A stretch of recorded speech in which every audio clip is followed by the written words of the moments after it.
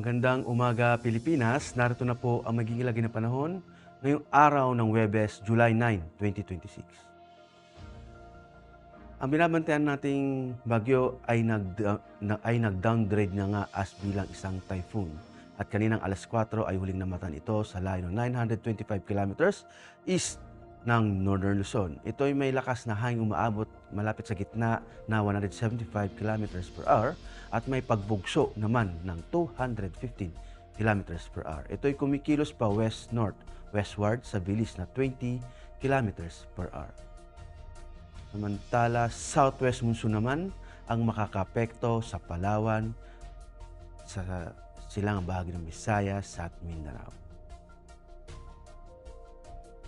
At para naman sa track at intensity forecast ni Typhoon Inday, makikita natin na patuloy na magiging typhoon category hanggang sa paglabas ng ating Philippine Area of Responsibility sa hapon ng Sabado.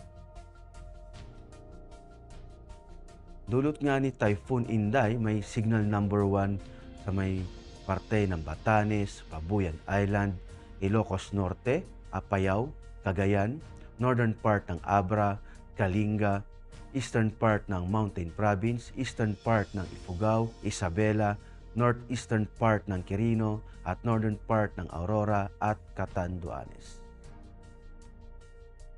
At para naman sa magiging general area forecast, dulot ni Typhoon Inday sa Ilocos Norte, Cordillera Adhesive Region, Cagayan, Aurora at Catanduanes ay makakaranas ng maulan na panahon na may kasamang pagbugso ng hangin.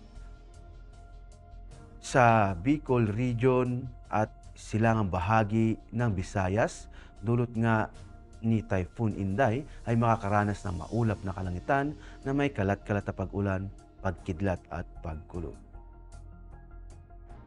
Sa Palawan, Mindoro, Romblon, Marinduque,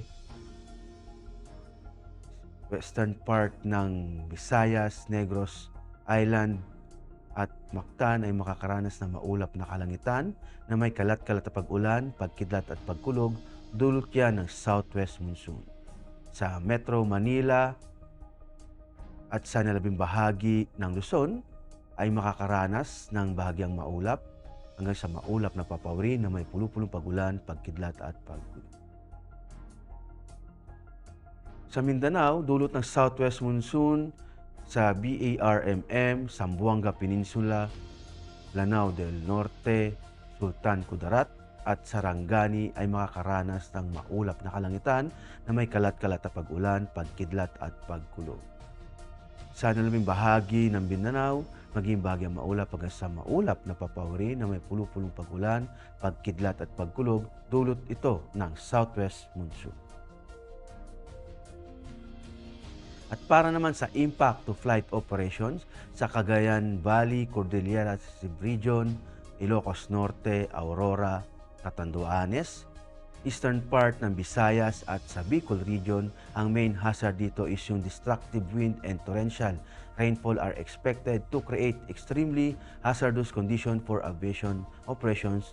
Dulot nga ito ni Typhoon Inday.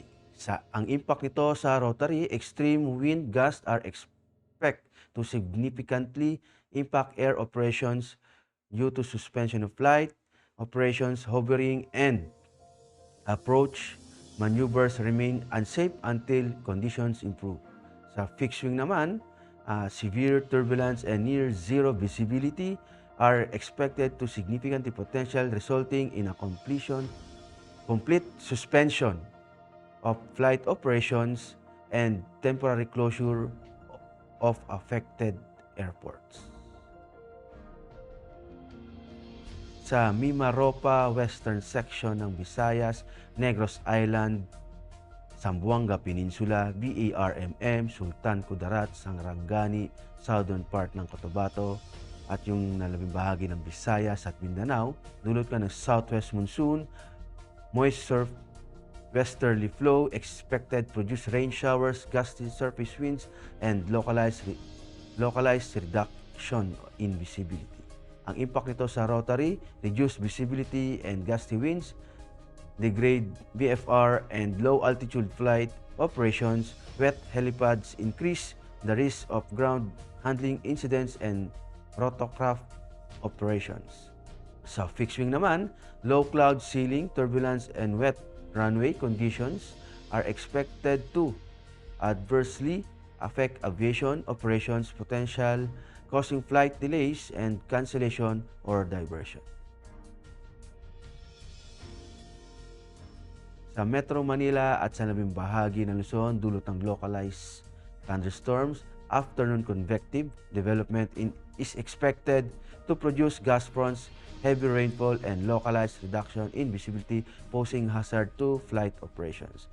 Ang impact nito sa rotary, downburst strong winds, gust, and reduced visibility, significantly increased operation risk, flight operation in near cumulonimbus clouds, activity should be avoided.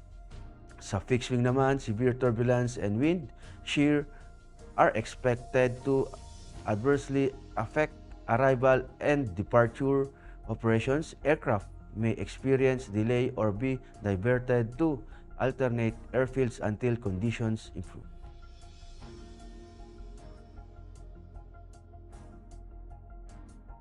At para naman sa astronomical information, ang araw ay sumikat kaniyang 05:33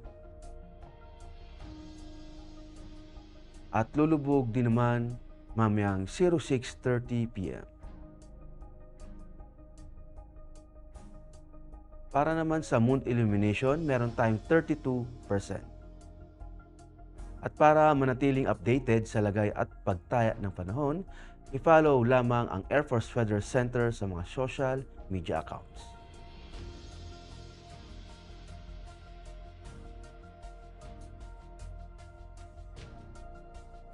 Sa ngalan ng aming commanding officer na si Colonel Hermilino T. Calubiran Jr. PAF JSC, ako po si Technical Sergeant Ben Benedict P. Arcilla, Weather Forecaster ng Air Force Weather Center. Maraming salamat po.